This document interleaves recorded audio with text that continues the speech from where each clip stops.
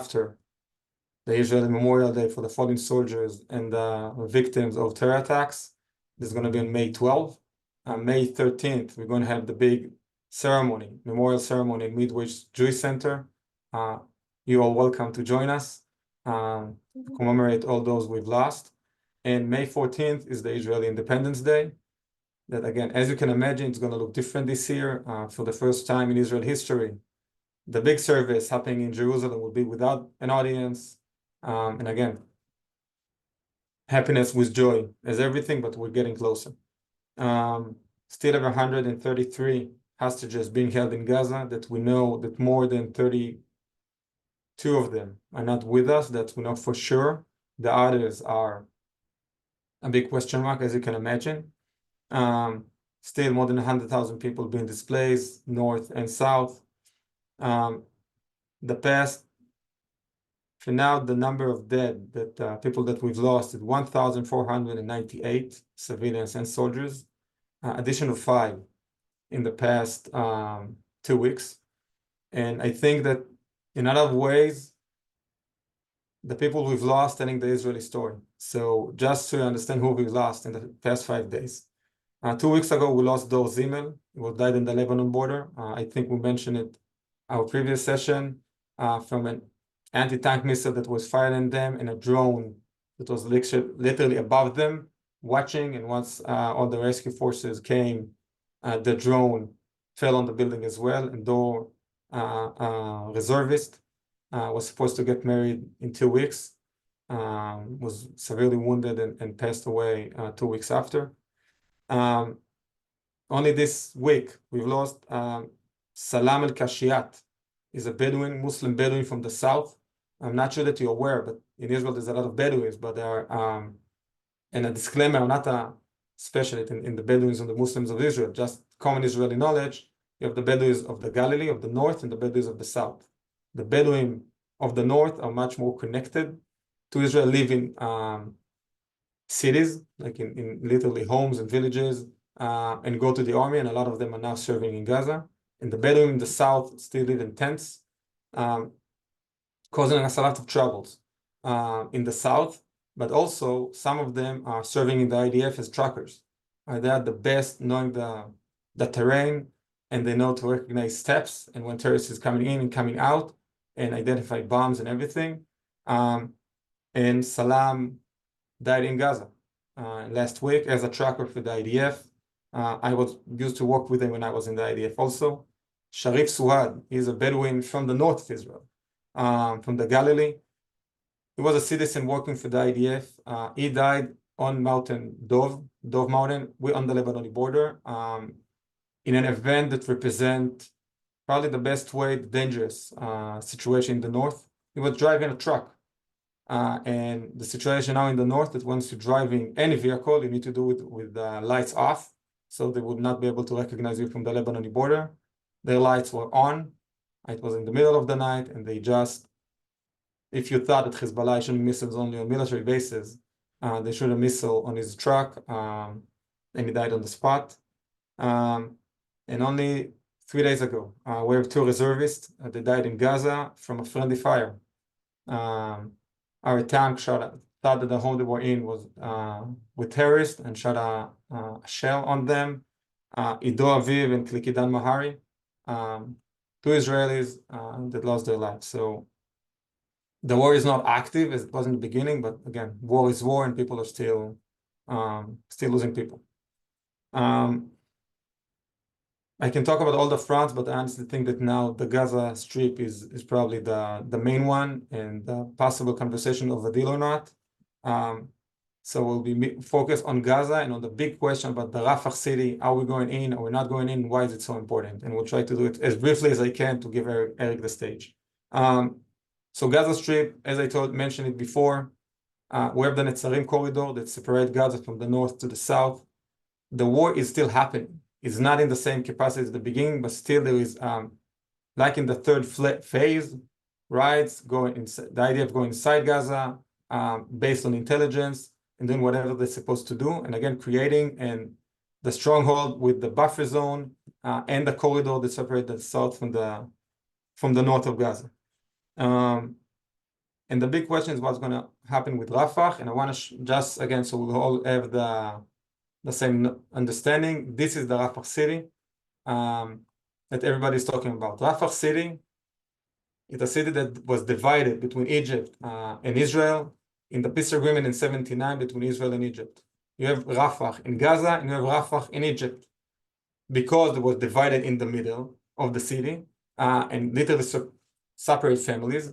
The way they were able to connect with one another was through tunnels that with time became tunnels for smuggling supply and also ammunition and also terrorists inside and outside of Gaza, which became one of the Israel's biggest problems. Before the war, in Gaza, in Rafah, there was 250,000 people. Now we tend to believe there's more than 1 million in this small area.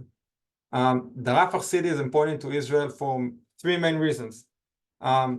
This is the Philadelphia cross, let's say, that is basically, this is the border between Israel and Egypt. Israel believed that without controlling those tunnels and the supply going to Gaza, and without disconnect Hamas from the outside world, we cannot end this war. Like, they will be able very easily to pay for the Egyptian guards and gain supply and ammunition and just attack us again and again. So Israel and the IDF believe that we must take control on those Philadelphia crossing in any way possible, which again, it's a big, very big challenge. The second reason that Israel is so eager to go into Rafah is that we tend to believe that this is the last hold of Hamas. And Bibi Netanyahu, I will not say sell, but maybe sells the ultimate victory, meaning we need to eliminate the last 4 battalions of Hamas and believe that Sinwar, after fleeing all over Gaza, must be in the tunnels inside Rafah. So if you want to have this ultimate victory, we have to go inside. And the third is we believe that the hostages are there and that military force or military operation will give us some sort of a leverage against Hamas, either for a deal or finding the hostages. But this is, again, it's a very big dispute in the Israeli streets. Where do we want to go with that? But this is why Rafah is so important, unlike, let's say, the city of Gaza, which is different. Because, and a lot is because the Philadelphia crossing and the tunnels and getting supplies. What are the challenges with Rafah? Why not go inside? So we know there's more than 1 million people around Gaza. And the United States and Saudi Arabia, and Egypt, to play a very big role, don't want to see us harming any more civilians, which is, again, it's challenging knowing that Hamas is among those civilians, and this is where they fight from. The fear of hurting our hostages. If the hostages out there, it's a very small area, it's very hard to guarantee that they won't be suffered from those attacks. So we need to be very careful. And maybe one of the biggest fears is Egypt, that afraid that if a big operation will happen, there will be a fleet of thousands of refugees to Egyptian area, to Sinai, and it does not want to see it happening. And they're do everything in their power in order to stop us from doing this operation. The situation now is that there is, again, it looks like United States, Saudi Arabia, Egypt, and Qatar are doing everything in their power in order to have a deal that's on the table. I'm not going to go into specifics because, again, it's very hard to say and it's keep changing every day. It feels like that Israel, again, the biggest dispute in Israel is, well, 2 goals for this war: bring back the hostages and eliminate Hamas. Now we need to decide what is more important to us. It feels like, and again, I'm not representing all of Israel, and it is a big dispute in Israel, as you can see, I'm sure, in TVs. What is more important for the safety in Israel for Israel in the future, when the right wing claims looking like we surrendered and give them whatever we wanted for the hostages would appear weak, and the other side say it doesn't need to be on their backs. Like, if we lost, but let's bring them back home. It feels like that Israel is in a point now to say yes almost to every deal and let Hamas break everything and not to accept. And then maybe the world opinion would change, and maybe United States will give us the back and the help that we need in order to go into Rafah. In any case, the operation in Rafah, if and when, will not look like the things you saw in the rest of Gaza. It will be much more precise, much shorter, less bombs, much more soldiers on the ground, which again, it's not very good for us, but this is the way it is, and the pressure from the world does not make it easier for the Israelis. I will just say my take about what's happening now in Israel, and again, it's only my opinion. I think sometimes when you start so low, it's very hard to get a win, and maybe the only thing you can get is a draw.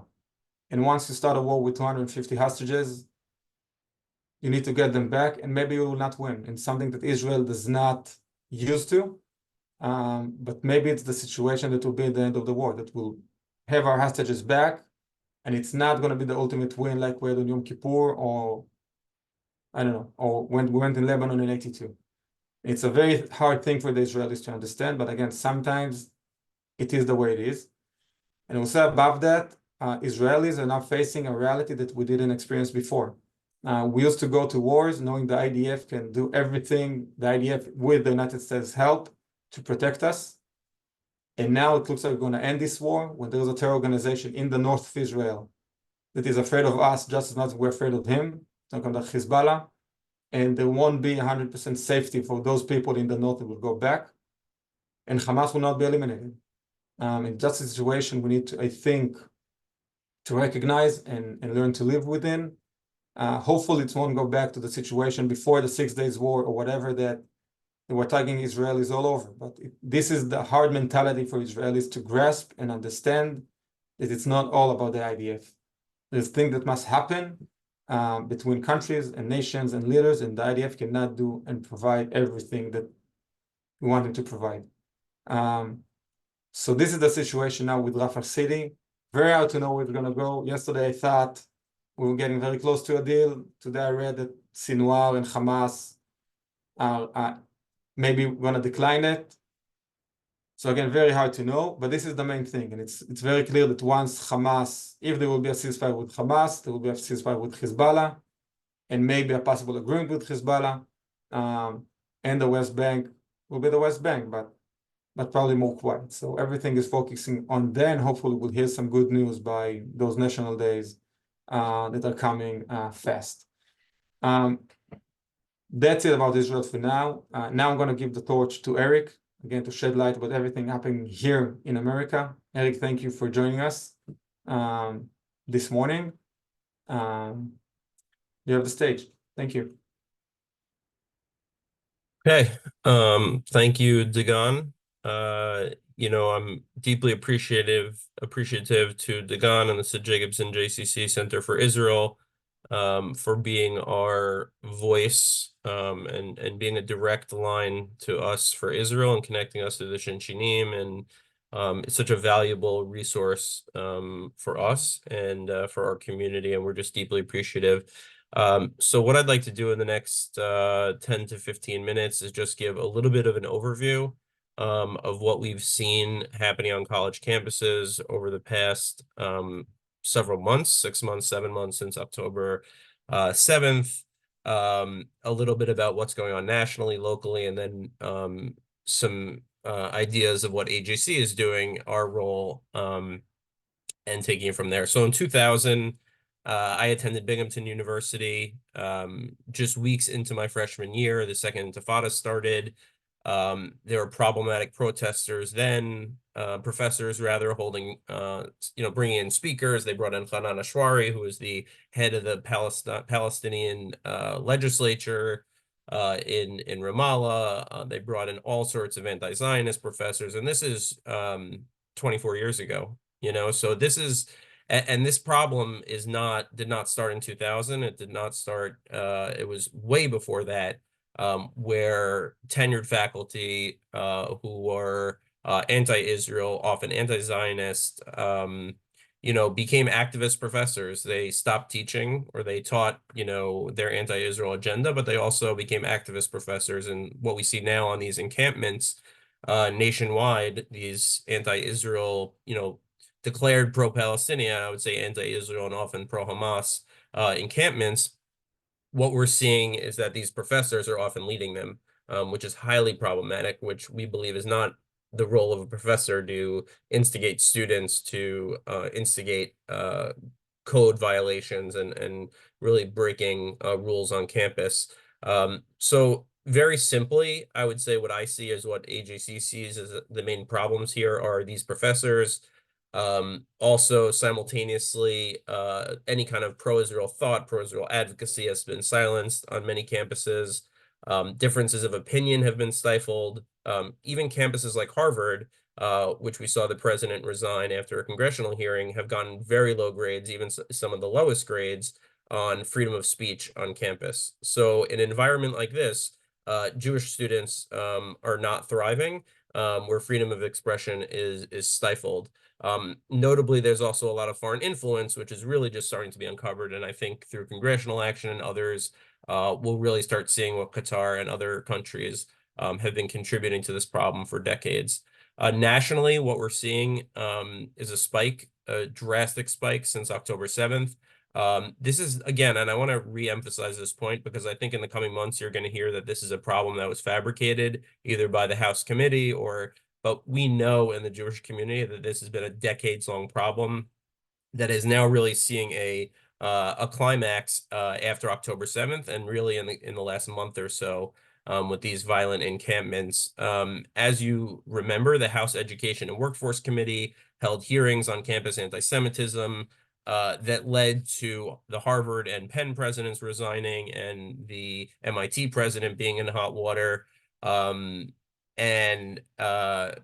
it's important to know, like I said, BDS, the movement to boycott, divestment, and sanction Israel, which is now what a lot of these protesters are advocating for the university to divest funds from their investment portfolios of Israeli companies or businesses that do, that do work with Israel or in Israel. That was in 2005 that started. We think back to Zionism as racism in the 90s when the UN passed it and then repealed it. So these are issues that are decades long. What really saw the increase and what we're seeing now as the tents popping up across the country, including here on Long Island at Stony Brook, Columbia President Manoush Shafiq testified on April 17th as an anti-Israel rally was forming on campus, which was mentioned in a hearing. These protests nationwide have used horrific anti-Semitic language. The leader of the Columbia, I would say pro-Hamas, anti-Israel encampment said literally Zionists should die. I don't know how clear anti-Semitic rhetoric can get when someone says Zionists should die when over 90% of American Jews are Zionists. So he's calling for our death. Which is highly problematic and has no place on a university campus. Tuesday night, we saw the Hamilton building broken into and taken over. And then subsequently, NYPD coming in, taking over the building, removing the protesters from the campus, and restoring order on campus so that they can have a graduation. It remains to be seen what that'll look like moving forward. Obviously, we're very concerned nationwide at hundreds of campuses what graduation will look like.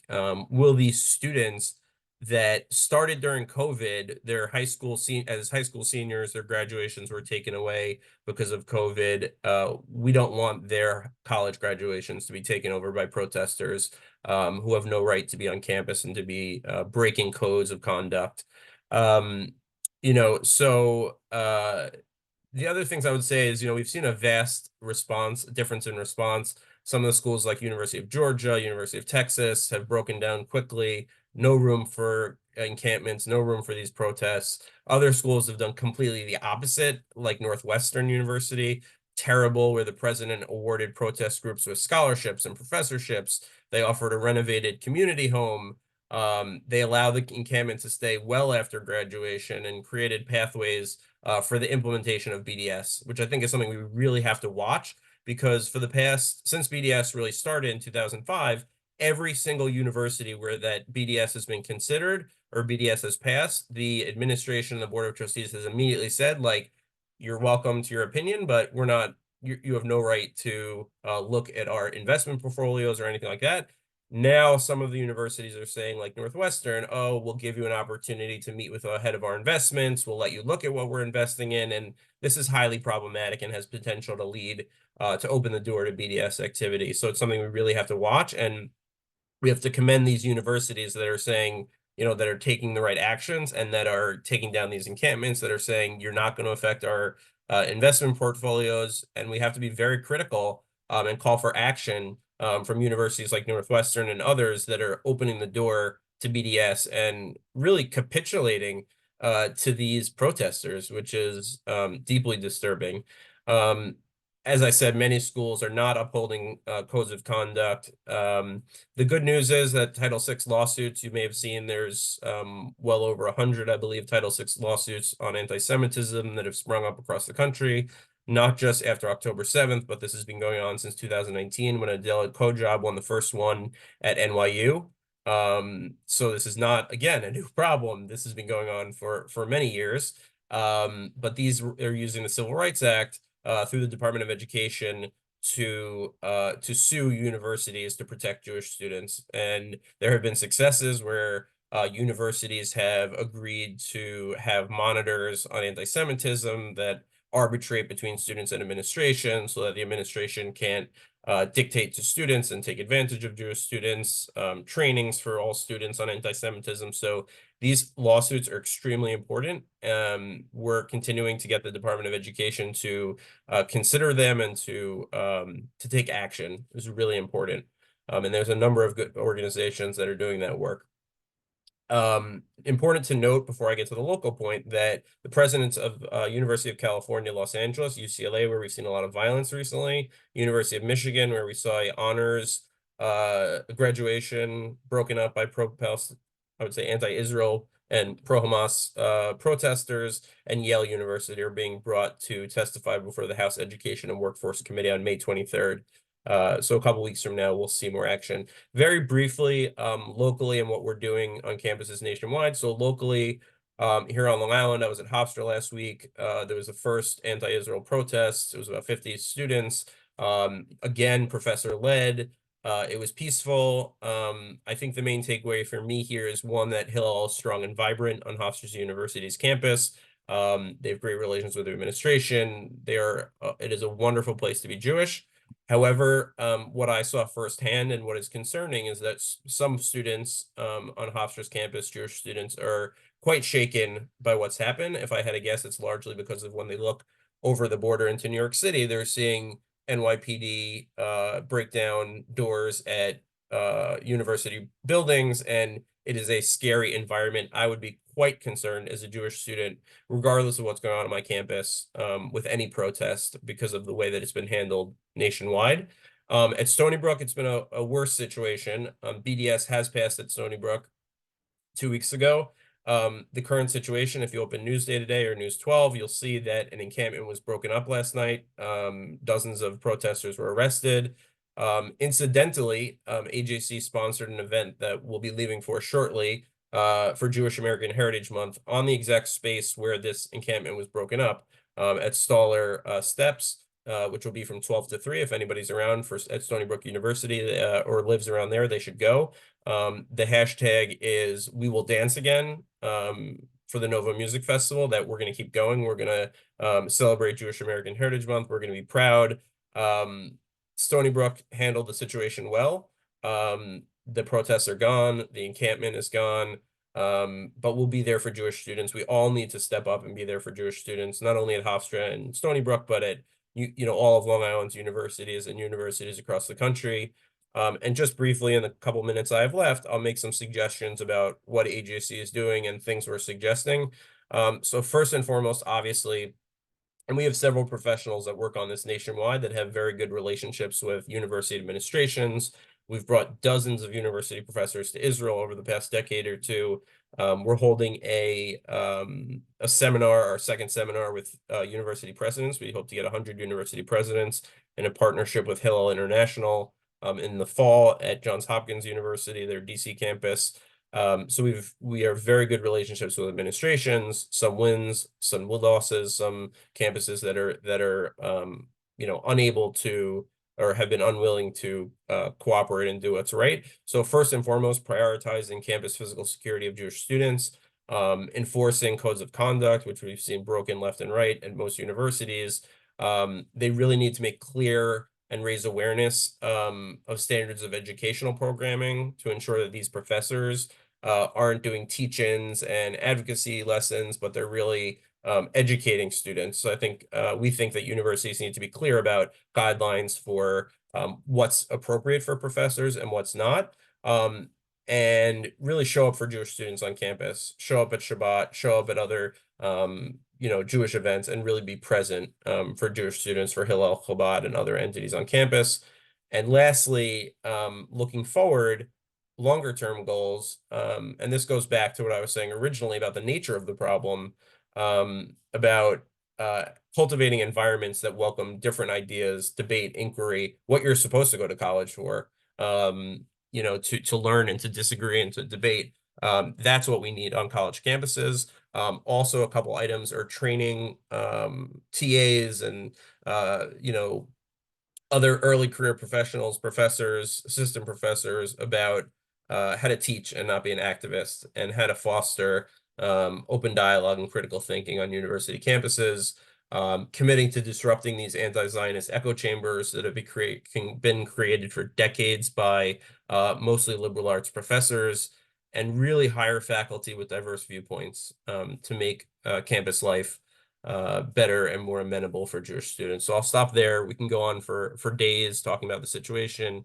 It's obviously extremely concerning as Jewish Americans. One thing I'll say that has been a silver lining for me is that I've heard from many, many, many non-Jewish parents, elected officials, students, that this is not what they support. This is not why they sent their kids to college. This is not, in America's interest, in the interest of democracy. And quite frankly, they're angry about it. And I think we've seen that reflected in some of the polls recently, that Americans are supporting Israel, and supporting Israel even going into Rafah and other things in numbers that we have not seen since the start of the war. So I'll end there, and I'll hand it back to Dagan for any questions or closing remarks. Eric, thank you. It's astonishing and terrible in one hand, but to see all those amazing Jewish organization that AJC is in the leading hand of it, doing such an amazing job, it's maybe just give hope for the future.